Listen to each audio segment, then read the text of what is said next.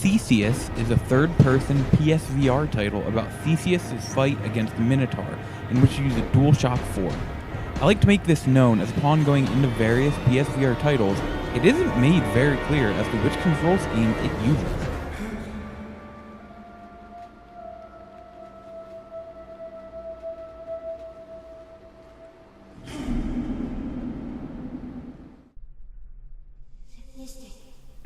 You play as the Greek Theseus, who wakes up in front of this labyrinth. Your goal is to free a person, fairy, witch named Ariadne from the middle of this labyrinth protected by a giant minotaur. Why yes, this is a take on the Greek story. If you know this going into the game, you're set. However, if you don't know the story of Theseus, you will be lost the whole time as to why you're doing what you are.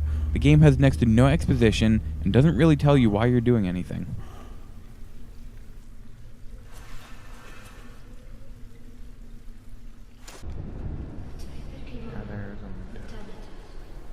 First, I have to point out that I've never played a third-person game in VR, aside from a little bit of Rise of the Tomb Raider, and I don't consider that a good use of the VR. I quite enjoyed this game's use of the headset, in which it is generally a fixed camera in a section, but you move it around by moving your head.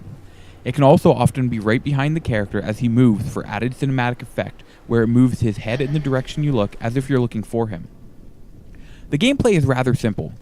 Go through the linear path laid out before you, and engage in minor combat 3, maybe 4 times through the whole game, which will last you roughly 1.5 to 3 hours, depending on how well you do the few necessary stealth areas.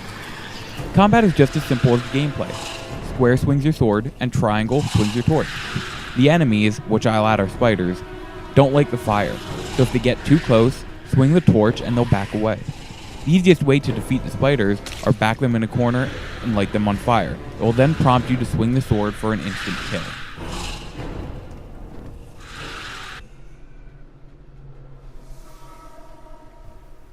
Stylistically, I quite enjoy this game. The very Greek yet supernatural style given to the game really piques my interest.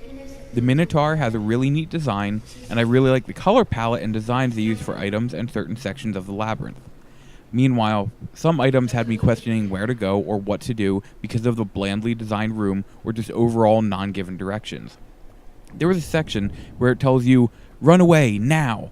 And it took me 10 tries at climbing areas or trying to drop down an area until I finally, accidentally, found out that you are to run back, let it swing, and break a pillar, then run through that gap, all of which happens after it tells you to run now.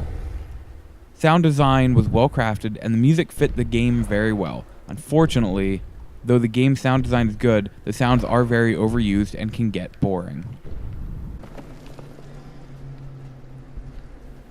Theseus has some very cool ideas that work really well in VR.